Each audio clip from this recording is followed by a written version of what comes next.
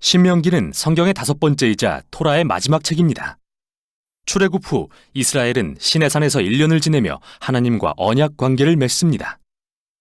출애굽 세대는 광야에서 끔찍한 여정을 겪고 결국 하나님이 아브라함에게 약속하신 땅으로 들어가기에 부적격 판정을 받죠. 신명기는 모세가 새로운 세대 앞에서 토라를 설명하는 장면으로 시작되고 여기서부터 이 책의 구성과 목적이 펼쳐집니다. 신명기는 모세의 설교 시리즈로서 그가 새로운 세대에게 하나님과의 언약에 신실하라고 권면하는 내용입니다. 책의 중심에 나오는 율법들은 하나님과 이스라엘 사이에 맺어진 언약인데요. 새로운 율법도 있지만 대부분 시내산에서 주어진 율법의 반복이죠. 이 책의 이름도 바로 여기서 왔습니다. 그리스어로 듀테로노미오는 2번째 율법이라는 뜻이죠. 이 율법들을 중심으로 양쪽에 모세의 설교가 배치되고 각각 2부분으로 나눠집니다. 그럼 자세히 살펴보겠습니다. 모세는 먼저 그동안의 사건들을 요약하면서 이전 세대가 얼마나 불순종했는지 강조합니다. 광야에서 변함없는 은혜로 공급하신 하나님과 대조되죠. 하나님은 그들에게 벌을 내리시지만 결코 언약은 잊지 않으셨습니다. 이후 간곡한 설교를 통해 모세는 새로운 세대에게 부모 세대보다 언약에 더 신실하라고 당부합니다. 10계명을 상기시키면서요. 이 부분의 한가운데 유명한 구절인 쉐마가 등장하는데요. 모세는 말하기를 들으라 이스라엘, 우리 하나님은 유일한 여호와시니 너는 마음을 다하고 뜻을 다하고 힘을 다하여 내 하나님 여호와를 사랑하라. 이게 유대교에서 매우 중요한 매일의 기도가 되고 이 구절이 신명기의 모든 주제들을 이어주죠.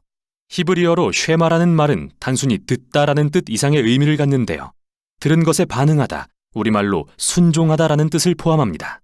또 히브리어로 사랑이라는 말도 감정이나 느낌 이상을 의미하는데요.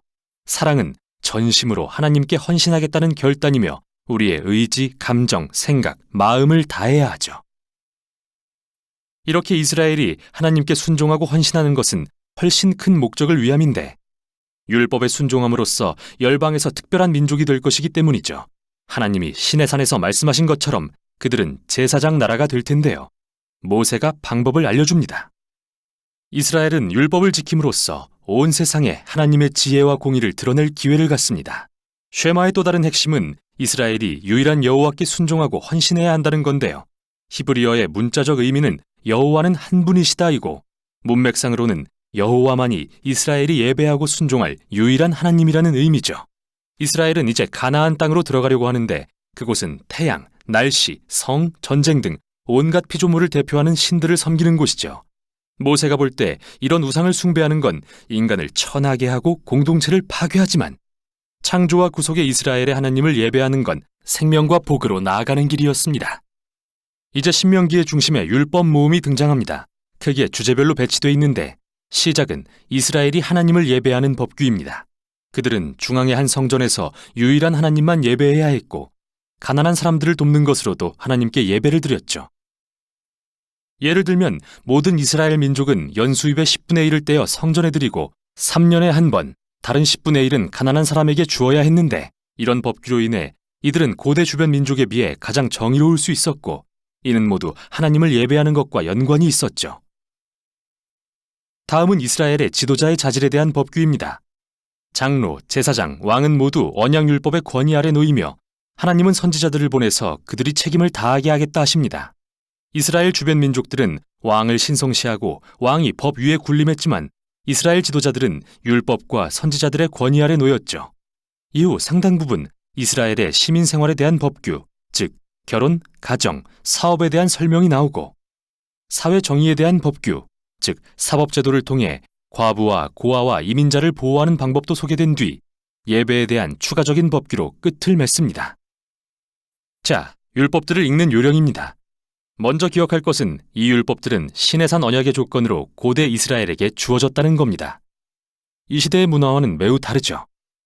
두 번째, 이 율법을 문화가 다른 현대의 법과 비교하는 건 도움이 안 되는데요. 오히려 이 율법이 이스라엘을 구별하고자 주어진 것인 만큼 당시 주변 민족인 아수르나 바벨론의 법과 비교해야 합니다. 그렇게 바라보면 가혹하거나 특이해 보이던 율법이 훨씬 더 명료해집니다. 이렇듯 하나님은 이스라엘에게 이전에는 없던 높은 차원의 정의를 요구하신 겁니다. 끝으로 어느 특정 법규에 담긴 지혜나 정의의 핵심 원리가 무엇인지 분별해보면 정말 심오한 뭔가를 발견하게 될 텐데요. 자, 여기 숙제입니다. 사도 바울이 바로 이걸 고린도전서에서 어떻게 적용하는지 보세요. 9장 9절에서 그는 신명기 25장 4절을 인용하는데 정말 흥미롭습니다. 모세로 돌아갑니다. 그는 모든 율법을 전한 후 마지막으로 이스라엘에게 하나님을 청종하고 사랑하라고 당부합니다. 먼저 경고와 최후 통첩을 하면서 만일 하나님의 말씀을 듣고 순종하면 모든 것이 형통하고 하늘에 큰 복을 받지만 듣지 않고 거역하면 기근, 전염병, 황폐, 결국은 그 땅에서 쫓겨날 거라 합니다. 그리고 모세는 결정을 강요합니다. 그가 말하길 내가 생명과 사망, 복과 저주, 선과 악을 내 앞에 두었은즉 내 하나님 여호와를 사랑하고 청종함으로 생명을 택하라. 그러나 모세는 다시 말합니다. 내가 죽은 후 너희가 불순종하고 여호와께로부터 돌아서서 그 땅에서 쫓겨날 것을 안다. 우울하죠? 모세는 이들과 수십 년을 함께했지만 그의 소망은 별로 커지지 않았음을 알게 됩니다. 하지만 희망이 아예 없는 건 아닙니다. 모세는 언젠가 포로된 이스라엘이 하나님께 돌아오기만 하면 여호와께서 마음에 할례를 베푸사 그들로 마음과 뜻을 다하여 여호와를 사랑하고 생명을 얻게 하실 거라 말하죠. 이 생생한 비유는 이스라엘의 마음이 근본적으로 잘못되어 있음을 보여줍니다. 고집스럽고 완악한 마음은 모든 인간의 마음과 다를 바가 없습니다. 이 모든 게 에덴 동산의 반역으로 거슬러 올라갑니다. 인간은 하나님이 아닌 자기가 원하는 대로 선과 악을 정의하여 하나님의 선한 세상을 망치고 말죠. 그러나 모세는 어느 날 하나님께서 그의 백성의 마음을 변화시켜 진심으로 그를 청종하고 사랑하게 되어 진정한 생명에 이르게 하실 거라 말합니다. 이 약속은 후에 선지자인 예레미야와 에스겔이 새 마음에 대한 소망으로 선포하죠.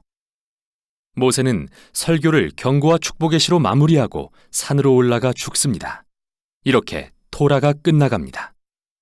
성경 이야기의 중요한 긴장 관계들은 드러났는데 전혀 해결되지 않았죠. 여자의 후손은 언제 오셔서 악을 물리치실까요? 하나님은 어떻게 이 자손을 통해 세상을 구원하고 열방에 복을 베푸실까요?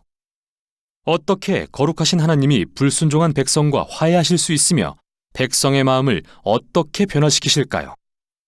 답을 찾기 위해선 성경을 계속 읽어가야 합니다. 그러나 우선 여기까지가 신명기였습니다.